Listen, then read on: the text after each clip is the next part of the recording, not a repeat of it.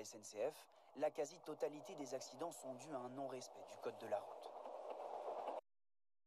Des hordes de zombies ont été aperçus défilant dans les rues de la ville. On ne connaît pas encore clairement leurs revendications, tout ce qu'on sait c'est qu'on a entendu l'un d'eux dire « En vrai Macron, super sympa le gars ». Oh les bâtards!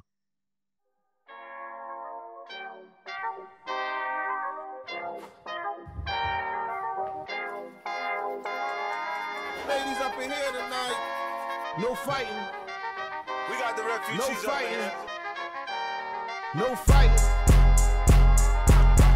J'arrive en mode Raptor, rap fort en mode débarquement sur les plateformes de téléchargement. Je suis avec deux blondes qui parlent suédois. Je regarde le monde en haut des battes sur les toits. Bandada pendentif, bague sur les doigts. Dis à la France que tout se paye, ce pays est en stagnation. Ici c'est racisme, vente d'armes, des clodos à chaque station. Tu l'appelles mère patrie, je l'appelle damnation. Je te le dis et c'est... Ouais non ça va finalement, franchement ça va.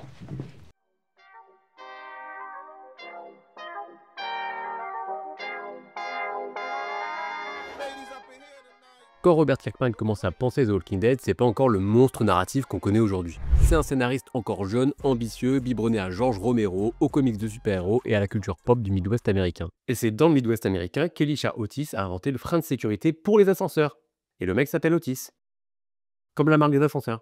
C'est un hasard, je pense. Bah non, c'est pas un hasard. Il avait déjà lancé quelques titres, dont Battle Pop, puis Invincible chez Image Comics qui a commencé à faire du bruit petit à petit. Mais Kirkman, il rêve d'écrire son propre film de zombies sans fin. Là où les films s'arrêtent quand les survivants fuient, lui il veut raconter ce qui se passe après. Son intrigue, un monde post-apocalyptique peuplé de morts vivants, mais surtout de vivants qui se décomposent moralement au fil des chapitres. En gros, le vrai problème c'est pas les zombies, c'est les humains. Mais il y a un hic. Quand il commence à proposer le concept à Image Comics, il se fait refouler direct. L'éditeur pense qu'un comic sérieux sur les zombies, ça peut pas marcher. Parce que la mode des zombies au début des années 2000, c'est du second degré, des parodies ou des récits très gore.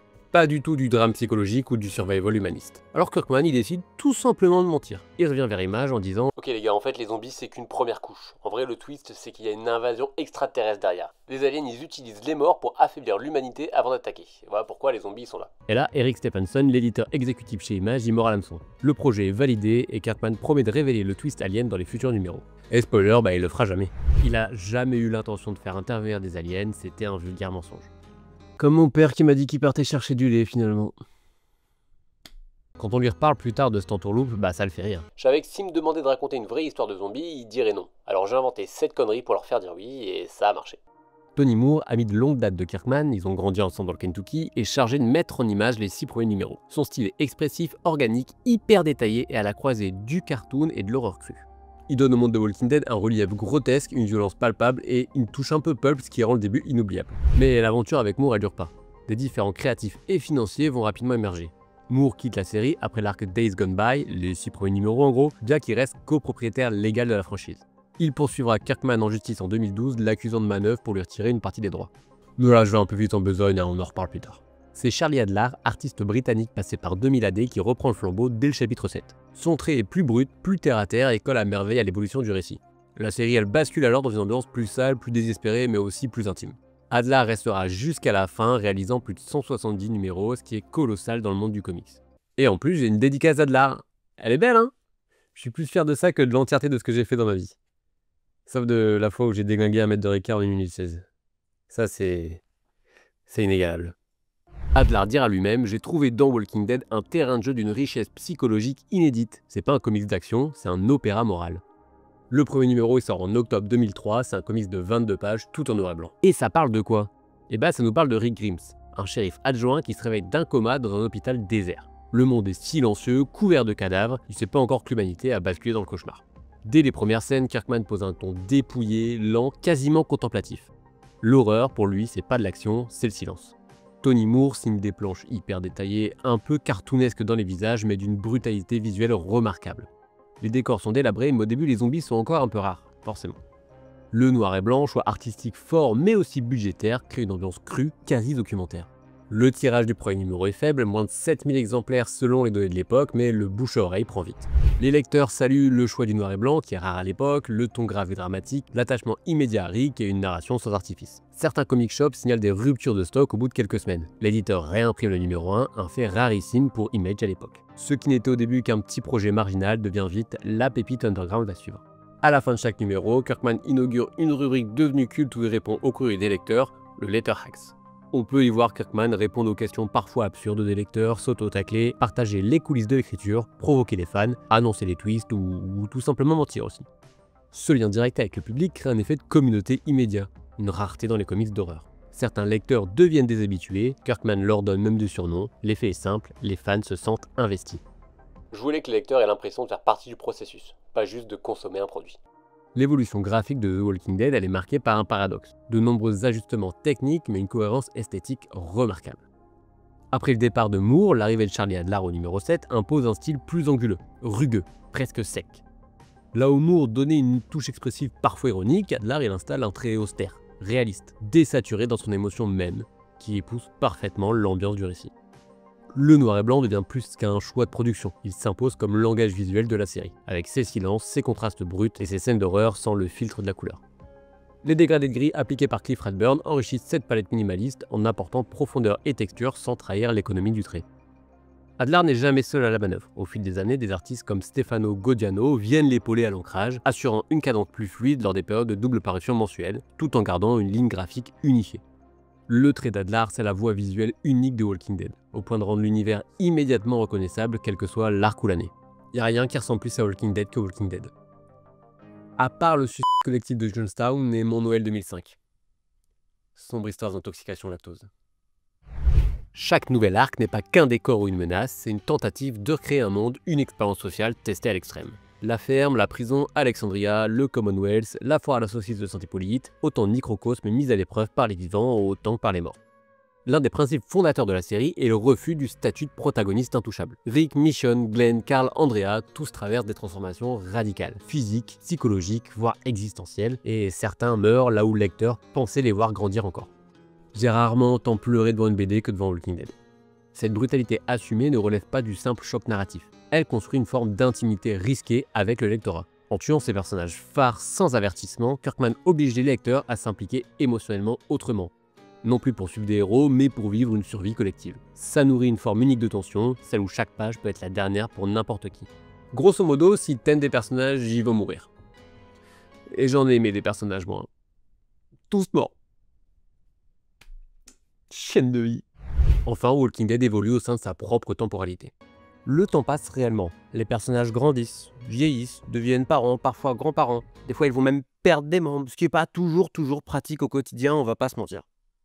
Connard, va. Cette progression rare en comics mainstream, où les héros restent figés dans une boucle, confère à la série une dimension quasiment romanesque. Vous verrez pas Batman ou Superman vieillir. Par contre, vous allez voir Carl grandir, vieillir, devenir nul à chier aux fléchettes à cause d'un problème d'estimation des distances dû à un accident, avoir une première fois franchement pas terrible, plein de choses que lui et moi, on partage ensemble. On est ensemble, mon Carlo. On lit pas Walking Dead comme un feuilleton, mais comme une chronique de fin du monde avec ses douleurs lentes, ses moments de grâce et ses ruptures brutales. On a aussi souvent tendance à l'oublier, mais Walking Dead, c'est un des comics les plus inclusifs qui existent. Parce qu'après la fin du monde, les survivants y réalisent vite que l'entraide et la tolérance, c'est plus des valeurs accessoires, mais des nécessités vitales.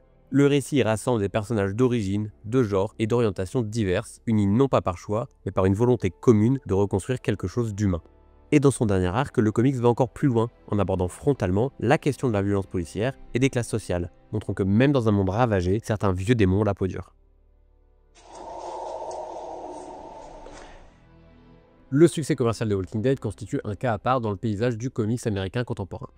Alors que la majorité des titres indépendants se maintiennent difficilement au-delà d'une poignée de numéros, la série de Kirkman a non seulement démarré modestement, mais a surtout grimpé de manière constante au point de devenir l'un des best-sellers du marché direct aux côtés de mastodontes comme Marvel et DC. C'est un peu la raison qui fait qu'on a vu débarquer à cette époque toute une chier de séries sur les zombies, comme DCeased ou Marvel Zombies, scénarisé par Jules Donanville, Robert Kirkman. Comme quoi il n'y a pas de hasard, il n'y a que de l'argent facile. Le numéro 100, publié le 11 juillet 2012, marque un tournant historique. Ce numéro anniversaire, il ne se contente pas d'une hausse ponctuelle, il explose tous les records avec 383 612 exemplaires vendus dès sa sortie. À peu de choses près, dépasser 380 000, on n'est pas à 2 comics près. C'est pas du tout un chiffre anodin. Il s'agit du plus gros tirage initial pour un comics en single issue depuis 1997, surpassant même des crossovers ou des relaunchs de super-héros majeurs. Plusieurs variantes de couverture ont évidemment aidé à cet engouement, mais le plus remarquable reste que cette réussite émane d'une série en noir et blanc sans personnages sous licence. C'est du jamais vu. Ce succès ponctuel, il se double d'un phénomène durable. Contrairement à beaucoup de comics qui s'effondrent après leur pic, Walking Dead maintient des ventes stables, voire croissantes sur ses recueils reliés. Dès 2011, Kirkman il annonçait que chaque nouveau volume atteignait environ 100 000 ventes lors de sa première impression. Un chiffre déjà impressionnant, et en 2016, ce chiffre il triple. Environ 300 000 copies vendues par volume dès leur sortie. Je pense pas que Kirkman il achète le marque-pouce pour ses BN. Doit être à l'aise le salaud. Et à tout ça, il faut ajouter les formats longs, les compendiums, qui regroupent par exemple les 48 premiers numéros en un seul pavé. Là aussi, il y a un succès retentissant. Leur poids physique leur permet de s'imposer en librairie, dans les bibliothèques et même en dehors du lectorat des comics habituels, attirant un public plus vaste, parfois venu de la série télé. Oui, on va en parler de la série télé, mais un peu de patience, nom de Dieu. Ces éditions volumineuses, loin d'être un produit de niche, participent au statut de série culte que Walking Dead a atteint aux États-Unis. Et enfin, Walking Dead est l'un des rares titres indépendants à avoir redéfini les attentes du marché direct. En 2017, l'éditeur propose le numéro 163 à un prix dérisoire, 25 centimes avec une couverture exclusive. Résultat, 730 000 exemplaires précommandés, du jamais vu depuis 2 décennies.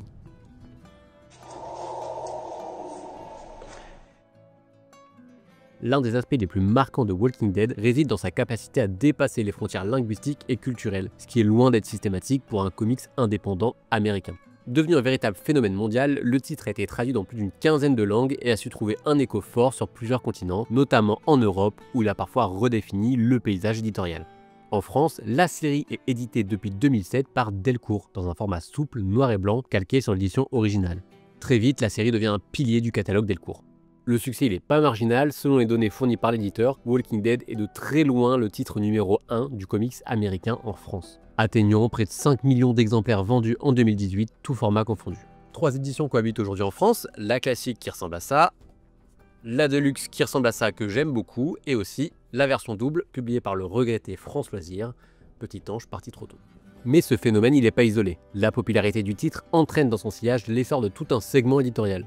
Entre 2007 et 2016, les ventes de comics en France bondissent de 275%, une croissance sans précédent dans un marché historiquement dominé par la bande dessinée franco-belge et les mangas. À elle seule, Walking Dead agit comme un vecteur de légitimation pour le comics américain auprès d'un lectorat francophone plus large, y compris dans les librairies généralistes. Cette dynamique, on la retrouve évidemment aussi ailleurs en Europe. En Italie, Walking Dead est publié par Salda Press, qui enferme ses fers de lance avec une présence régulière dans les rayons des kiosques et des librairies. En Espagne, la série est portée par Panini, puis Norma, avec des ventes solides et une base de fans active. En Allemagne, c'est Crosscult qui assure l'édition, dans un format légèrement différent, avec également une très bonne réception, y compris dans les salons spécialisés. Au Royaume-Uni, malgré la proximité linguistique avec les États-Unis, c'est Titan Books qui diffuse le titre, qui connaît un bon accueil, même si le lectorat britannique reste souvent plus tourné vers les super-héros ou la production locale. Le succès dans les pays nordiques est plus confidentiel mais réel, avec une reconnaissance critique pour le traitement sérieux de l'horreur. Tant qu'on est sur l'international, j'en place une pour le spin-off L'étranger de Walking Dead, qui met en scène le frère de Rick en Espagne au début de l'apocalypse. C'est court, c'est pas très cher et franchement ça vaut le coup. Walking Dead s'est pas seulement inscrit dans un genre narratif en expansion, il a incarné une série d'angoisse collective propre à son époque. Si la figure du zombie elle est pas nouvelle, son retour au premier plan au début des années 2000, il prend racine dans un climat global de désillusion, d'insécurité et de perte de repères. Le traumatisme du 11 septembre 2001 a radicalement changé la manière dont les sociétés occidentales, et en particularité les États-Unis, perçoivent la sécurité, l'ordre mondial et leur propre vulnérabilité. C'est dans cette brèche que s'engouffre Walking Dead, en donnant corps à une peur diffuse d'un monde qui vacille. Le zombie y est moins un monstre à combattre qu'un révélateur. Celui de notre fragilité face à l'effondrement, notre incapacité à maintenir le tissu social sous pression externe, et d'un retour brutal à la loi du plus fort. Cette terreur de l'effondrement, elle se limite pas au terrorisme. Elle s'est élargie au fil des années 2000 avec des événements comme la crise des subprimes de 2008 qui a mis à nu la précarité d'un système économique mondialisé et l'émergence de nouvelles menaces globales. Pandémie, réchauffement climatique, tensions géopolitiques, que des choses super pour le moral. Walking Dead apparaît alors comme une parabole d'une société en déliquescence, où les institutions disparaissent et où seule reste la solidarité de circonstances, parfois aussi destructrices que les ennemis extérieurs. La série s'inscrit aussi dans une époque de basculement des imaginaires collectifs. Après des décennies dominées par l'optimisme technologique et les grands récits de progrès, les années 2000 amorcent un tournant plus sombre, où l'effondrement devient un scénario crédible, voire fascinant. Le succès des récits post-apo comme 28 jours plus tard, Children of Men ou Je suis une légende en témoigne. On croit plus vraiment à une issue heureuse, mais on s'interroge sur ce qui reste de l'humain quand tout s'écroule.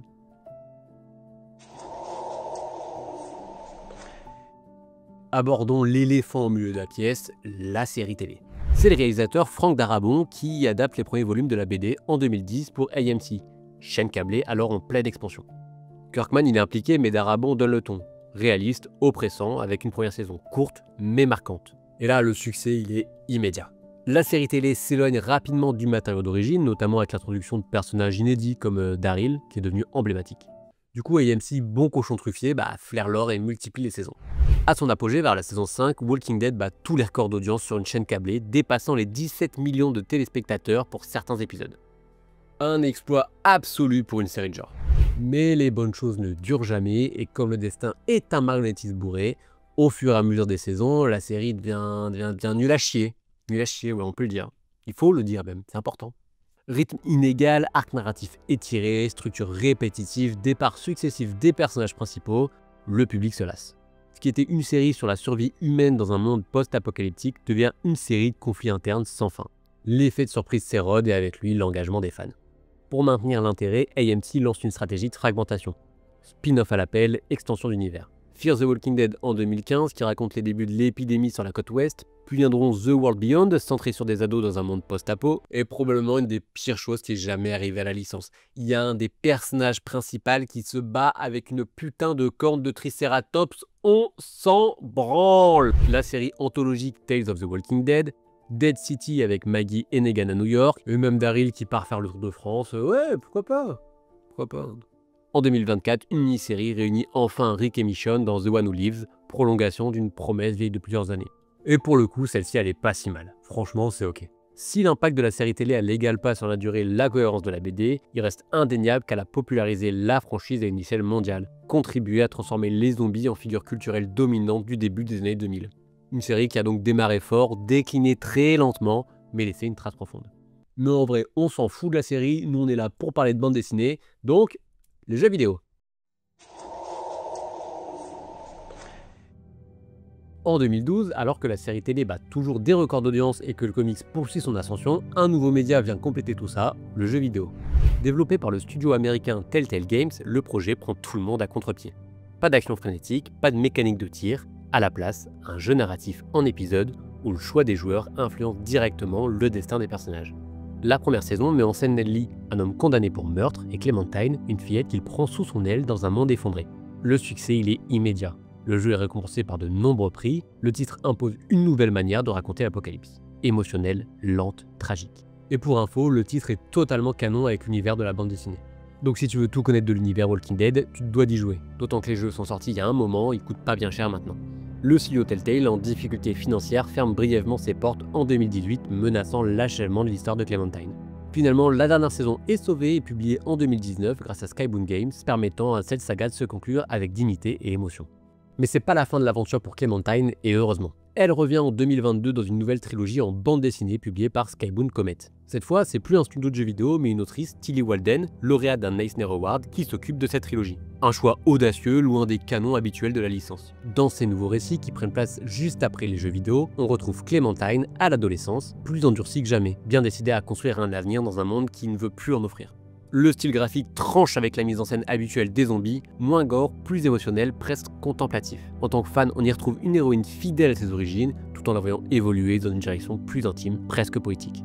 Cette série, elle est vraiment incroyable. Le tome 2, ça a été mon plus gros coup de cœur de l'année dernière. À l'heure où cette vidéo sort, le tome 3 sort dans quelques jours, et pour fêter ça, je te fais gagner le tome 1 sur mon Insta. Donc viens faire un tour. Et là. Ouh. Et je suis tombé sur ça pendant le montage, c'est un test de Zoé Sorogood pour travailler sur Walking Dead Clementine du coup. En lieu et place de Tilly Walden, on aurait pu avoir Zoé Sorogood qui travaillait sur Clementine. Je suis très curieux de voir ce que ça aurait pu donner, donc si tu as plus d'infos, moi je n'ai pas trouvé beaucoup, bah dis-moi.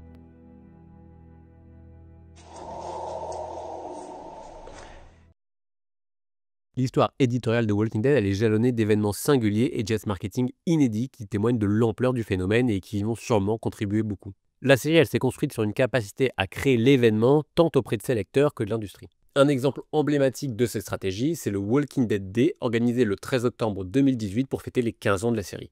Plus qu'un simple hommage, cet événement a rassemblé des centaines de librairies partenaires à travers le monde, chacune recevant une édition spéciale du numéro 1 avec une couverture unique intégrant le nom ou le logo de la boutique. Par ailleurs, les produits dérivés ont pas cessé d'amplifier cette dimension culte. Jeux de société, figurines, romans, jeux de rôle papier, jeux vidéo, etc. Tout ça a nourri l'univers étendu de la série et a permis à Walking Dead de s'installer durablement dans l'imaginaire populaire. Certains événements, comme la publication de numéros anniversaires ou de variantes ultra limitées, sont devenus de véritables objets de collection, créant une économie parallèle de spéculation autour des issues les plus rares. Ça, c'est pas spécifique à Walking Dead, mais bon, comme ça existe, bah j'en parle. Malgré son succès, la série n'a pas été épargnée par les tensions. Ouais, c'est l'heure de parler du procès. En 2012, Moore a intenté une action en justice, estimant avoir été dupé lors de la renégociation de leurs droits communs en 2005. Il accusait Kirkman de lui avoir fait signer un contrat déséquilibré, l'écartant des profits générés par les adaptations et produits dérivés, en particulier la série télé. L'affaire, bien que médiatisée, elle n'a pas entraîné de changement majeur dans la gestion des droits ou dans la poursuite de la série. Elle a néanmoins mis en lumière les fragilités structurelles de l'industrie du comics indépendant, où les relations entre créateurs peuvent se complexifier à mesure que les enjeux financiers prennent de l'ampleur. Ce type de litige, il est courant dans l'histoire des comics américains. On pense à Siegel et Shuster chez DC ou au litige autour de Spawn chez Image par exemple. Et comme souvent aux États-Unis, la fin elle est un peu décevante. Un gros chèque sous la table et on oublie tout. C'est quand même triste, hein. De base ils étaient quand même amis. Moi je vous le dis, l'argent pourrit les gens. Regardez les SDF, heureux comme des papes. Aucune raison de se plaindre. Non, parce que quand même, sur un autre plan, la série a parfois été pointée du doigt pour sa violence graphique et morale, notamment dans certains arcs très sombres, comme celui du gouverneur ou celui de Negan par exemple. Mais elle n'a jamais été censurée par les grands éditeurs, contrairement à des titres plus anciens. Ça s'explique par le fait qu'elle paraisse dans une structure indépendante, permettant une liberté de ton peu commune. Une exception saluée par beaucoup comme une bouffée d'air frais dans un paysage parfois formaté. On a dans un tome par exemple la phrase la plus poétique que j'ai jamais pu lire de toute ma vie. Et au cas où tu ne l'aurais pas remarqué, tu t'es fait enculer dans le cul. Enculé. Du Baudelaire. La conclusion de Walking Dead, elle est à l'image de sa trajectoire. Déroutante, marquante et profondément maîtrisée. Le 3 juillet 2019, les lecteurs découvrent avec stupeur que le numéro 193 est aussi le dernier. Aucun teasing, aucune annonce préalable, l'épisode de 72 pages inclut une longue séquence de sauts temporels, une clôture émotive et une page finale proclamant les lettres en capitales « The End ». C'est encore un coup éditorial volontairement préparé dans le plus grand des secrets, renforcé par la publication de fausses couvertures des numéros 194 et 195, envoyés à certains revendeurs pour brouiller les pistes, a été qualifié par Kirkman lui-même de plus grand trolling de l'histoire des comics. Oui bon, c'est Kirkman, alors apparemment il peut se permettre l'usage du mot trolling. Ce geste, il n'était pas gratuit. Il incarnait un choix artistique fort, celui de refuser toute forme de décompression narrative pour rester fidèle à une œuvre marquée par l'imprévu et la cruauté du réel. La réception a été contrastée mais passionnée. Certains fans ont admiré l'audace de ce final sec, presque brutal, dans la continuité du ton de la série. D'autres auraient préféré un adieu plus progressif, plus solennel. Et pourtant, cette fin, elle n'a pas terni du tout le prestige de Walking Dead. Au contraire, elle a renforcé l'aura d'une série qui n'a jamais cédé à la facilité ni au fanservice, préférant maintenir son câble jusqu'au bout, quitte à bousculer son lectorat. Et c'est toutes ces choses qui font de Walking Dead ma BD préférée. Si la vidéo elle t'a plu, abonne-toi, mets un commentaire, laisse un like et viens voir sur Insta. Il y a le concours en ce moment pour gagner le tome 1 de Clementine, donc t'as tout à gagner. Générique!